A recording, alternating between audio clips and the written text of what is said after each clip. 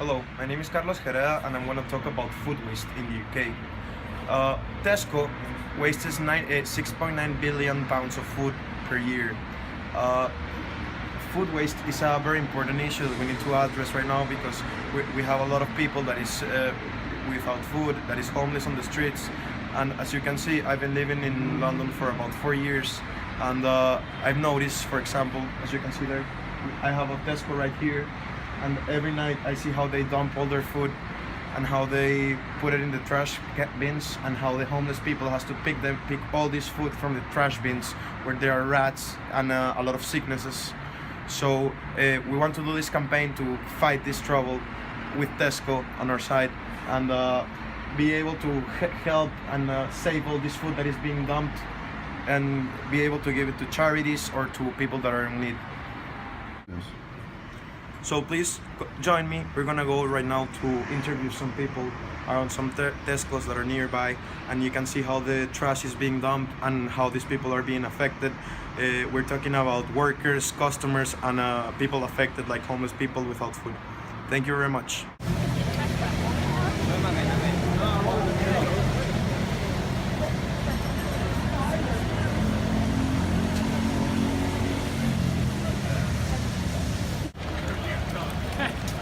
To be honest.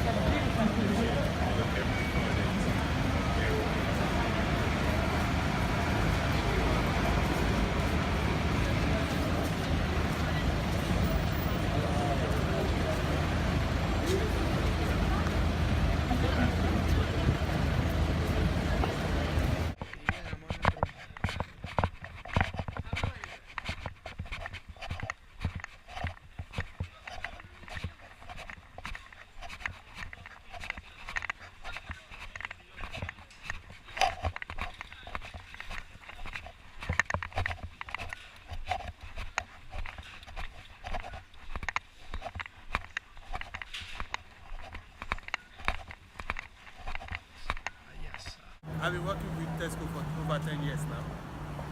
So,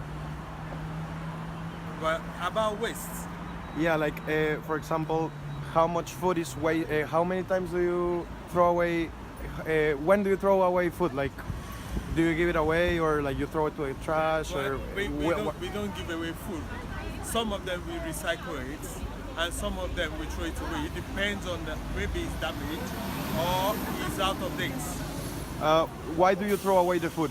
Yeah, because it's damaged. We can't sell it for people to consume. And before throwing it away, are you certain that all the food is damaged, or do you think that some food is not damaged? And No, we go by the dates, and we go by if the thing is damaged, that means maybe it's opening at the top, maybe it's pre-packed food, and it's fall down. We can't sell it to a customer because it's damaged. The container is damaged. The food inside may be contaminated at the end of the day. So don't want to sell it for customer because it's damaged. And do you throw away? Have you seen people grabbing food from the garbage when you throw it away? No, because we always keep it secure. It's secured, so Yeah. people don't have access You to the don't food. have access to it at all. Even the staff don't have access to it. It's only manager and the people with the key. Have you received any order from your superiors to throw away all the food that is here from each date to each date? I don't understand the question. Have you received any specific order to throw away the food every Yeah, specific day? We receive order to throw away the food that is damaged or that is out of date because customer cannot consume it again. And do you have any specific order for not to give the food for free and to lock it and throw it away? Yeah, we have to order for that. They told us not to give away food freely. If it's damaged, it's damaged. If the customer still tell us, okay, they want the food, we can't give it to them because we don't want them to have any problem and come back to Tesco that, okay, you give us food poisonings. Exactly. And how do you think Tesco can help other people that are homeless, that don't have food? Do you think that they can give away some food instead of throwing it all to those charities? To my understanding, I think they have been doing it for a long time, that they've been helping people with it, but people are taking advantage of it, that, okay, we eat this food, this one is that, this one is that. but there is no evidence to prove it that, okay, this thing is not like that. Because they give it to them, they want to collect money from them. How you think Tesco can help the people and to not throw away the food and give more? Do you think there's the problem is that you can't say they can't throw away food, because if you have a customer that the demand they need for the food is not enough, then they are making loss. And if they don't provide enough for the customer to consume, they are making another loss. So it's going to be very hard to say, okay, how can we manage it? We can manage it because it's not going to be sufficient for the consumer to have their own thing at the time they need it. So nationality, age? Okay, I'm British Bangladeshi and I'm 18 years old. Next question. I'll be working in Tesco for 6 months. How often do you throw away food? We throw away food every day. Depends on if it's moldy or damaged, or if its date goes off. But usually, if it's damaged and moldy, we throw it away every day after the ships is closed and the store's closed. Perfect. And do you have any orders to not give away the food for free and to throw it away? We don't have specific orders, but we do give away bananas when they go a bit brown to the student curve upstairs. We don't specifically give it away, but we do reduce it to 90%, which does help, but it could be better, yeah. And how do you think that Tesco can provide or help the people that are homeless? I personally think that we should set up like a food stand or whatever for homeless people just to take. Since it's not going to be sold, it's going to go to waste, might as well just give it away for free. My name is Ramberto. I'm from Caracas, Venezuela, and I am 21 years old. In my household, I buy food once a month, and I feel that now that I think about it, I actually waste a lot of food, and I'm gonna change the way I buy food. I'm gonna buy food one time every week, so the food doesn't expire and I don't waste that much food. And I feel Tesco should give out more information and inform their customers a little bit more when their food expires, so we can have more knowledge when we buy food and not waste it at all. Tesco should donate the food that they're wasting. Instead of throwing it in the trash and homeless people getting the food from the trash, they should give it to homeless shelters, or they should sell it in markets and put a cheaper price because the food is about to expire. And they should create conscience for the customers and the people in general. In Venezuela, we have a food crisis right now, and a lot of products from Tesco are from Venezuela, like the avocado. We have some fruits here, and usually they're here in Tesco for a couple of days and they throw them in the trash because they expire, and people in my country are dying of hunger, and here they're just wasting it. Hello, my name is Carlos Rodriguez. I'm 25 years old from Venezuela, and I've been living here in London for the past 5 years. I'm a professional chef. I have my own catering company that is called The Four Club, based here in London. We do events up to 600 people, and I have seen firsthand how the hospitality business deals with the food waste issue. I would say that this same thing happens in supermarkets, in big supermarkets like Sainsbury's and Tesco. And this is not only something that happens there, but it also happens in people's houses. But I would say that this is an issue that resides mostly in the customer's mind, and resides mostly in the lack of nutritional knowledge. So in my professional opinion, I would say that the best way to solve this issue would be to reduce the amount of food that is bought at once, and to have a better estimate of your weekly nutritional values. So little by little, you start making a chart of the nutritional values you need each day and each week, and you stick to that chart. And I think that this would help reduce the amount of food waste that is generally that is generally seen everywhere. After Carlos asked me this set of questions, I was really thinking about the amount of waste there is left after an event, and a perfect example of that is past November, which I did an event for the Urban Music Awards here in London. It was 350 people, and the amount of food left, it was not unimaginable, but there was an amount of food left. And it's a shame not being able to find a good purpose for that food that is left.